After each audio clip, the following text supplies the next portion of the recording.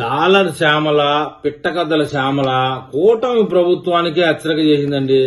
అదేంటో అర్థం కాదు. జగన్మోహన్ రెడ్డిని మించిపోయి వార్నింగ్లు ఇస్తాంది ఈమె ప్రభుత్వానికి.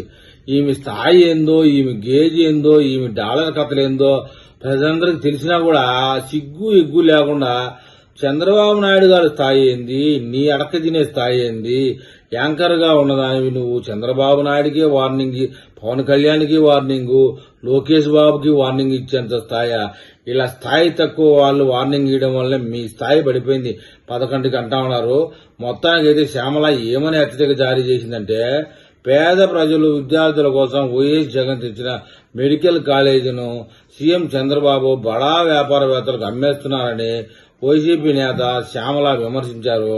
చంద్రబాబు నిర్ణయంతో విద్యార్థుల భవిష్యత్తు నాశనం అయిపోయిందట.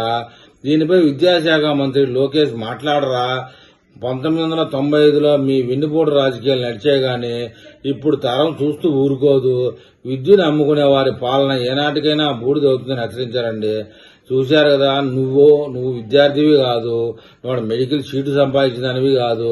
మెడికల్ కాలేజీ గురించి సోషల్ మీడియాలో టీవీల్లో మారి మోగిపోతుంది మీరు చేసిన మోసాలు. నువ్వు కూటమి ప్రభుత్వానికి వార్నింగ్ ఇస్తే ప్రజలు ఏమనుకుంటారంటే పెద్ద వార్నింగే అనుకుంటున్నారు. నోరు మూసుకొని నీ స్థాయి, నీ గేజు, నీ కథ చూసుకో.